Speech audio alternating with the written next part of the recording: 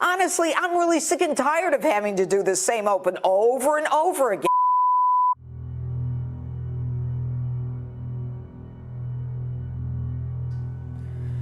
First, let me say, as someone who's in law enforcement for over 3 decades, one who created innovative programs copied all over the nation, this open gives me no joy. But what I'm about to say is shared by many, especially at the local law enforcement level.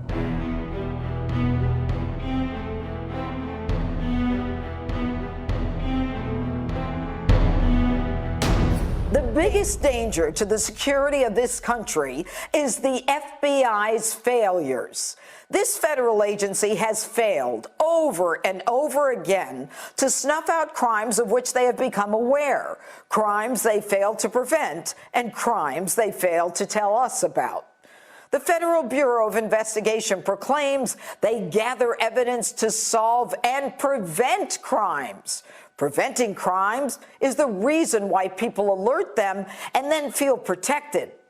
On the other hand, those at the highest levels of the FBI have proven themselves to be quite efficient at using the power we confer upon them to operate on a political level, like dictators in third world countries. Now for the failures. Last Wednesday, January 6th, the FBI, the nation's lead federal law enforcement agency, colossally failed in its mission. 2 days after the attack on our nation's capital, Stephen D'Antuono, the head of the FBI's Washington field office, said his agency had no intelligence suggesting the rally would be anything more than a lawful demonstration. Translation: nothing to see here, folks. To rebut that, the Washington Post, of all newspapers, comes out and says the day before the assault on the Capitol, the FBI Norfolk office received information indicating calls for violence in response to unlawful lockdowns would begin on January 6th in Washington, and that people be, quote, ready to fight. That Congress needs to hear glass breaking, doors being kicked in, go there ready for war. That's long before President Trump's speech even started, which is what the left alleges caused the riot. Then D'Antuono does a 180, saying, oh yeah, we received a lot of intelligence on the potential for violence before the actual assault on the Capitol, and when asked what he did, here's how he responds. We received a lot of intelligence, like I said in my statement, a lot of intelligence information through all different means, be it through social media or through CHS's sources. And then we have a sharing mechanism with JTTFs. Across the country, we have Joint Terrorism Task Forces. And in this city, in D.C., we have a very robust JTTF. Really? That's what you did? You filed it? You put it in a report?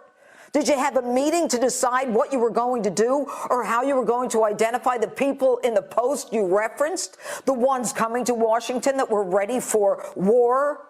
Did you tell the Capitol Police they were in for trouble and that bicycle racks won't stop anyone from coming into the Capitol? Did you or any of you bother to walk outside of your offices to assess what Capitol security looked like?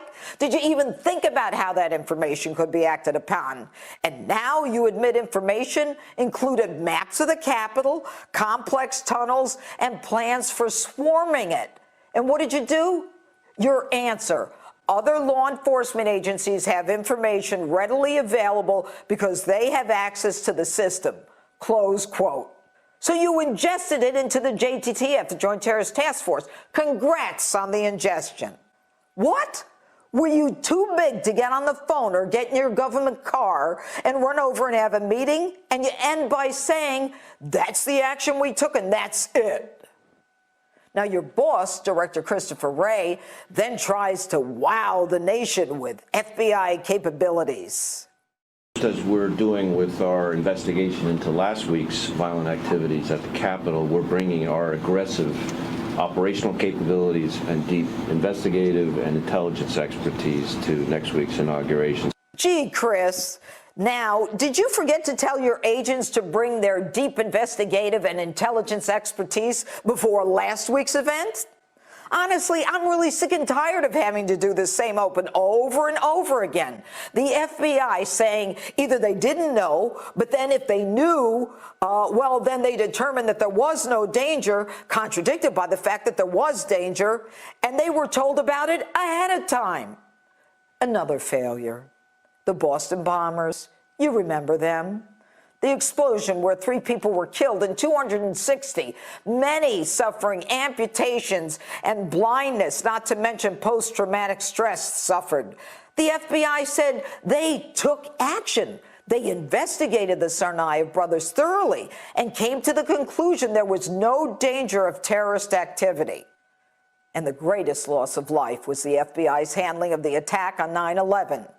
There were 12 separate opportunities reported where the FBI could have disrupted the plot and saved 3,000 lives.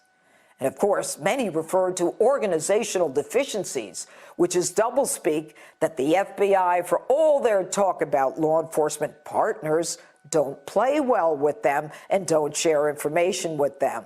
Just ask the CIA. But there is one thing the FBI is really good at. Just ask Michael Horowitz, the Inspector General for the FBI.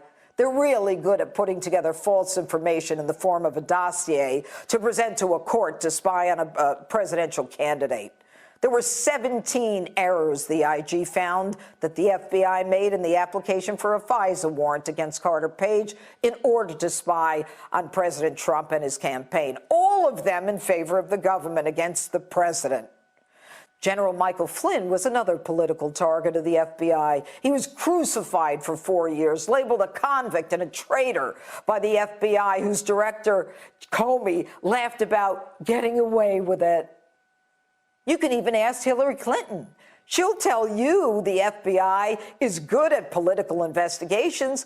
They'll do a fake investigation with no search warrants and no grand jury. And they'll question her with no recording and no stenographer. And then the FBI will go out of its way to announce this poor woman doesn't possess an iota of criminal intent, which, of course, isn't even the FBI's job. Their political expertise continues to be confirmed with the declassification this week of Crossfire Hurricane documents, which proved President Trump was unfairly and illegally targeted for colluding with Russia after the FBI used a comic book make-believe dossier. How sad is it that the agency that we have all grown up to revere and respect has totally abandoned its motto, fidelity, bravery, integrity, and is now a washed-up, top-heavy organization that does its best work in the swamp, destroying political opponents. If there is not a revamping of the FBI, you can expect the next 4 years under Joe Biden to find an ineffective police agency riddled with politics that will further divide an already divided country.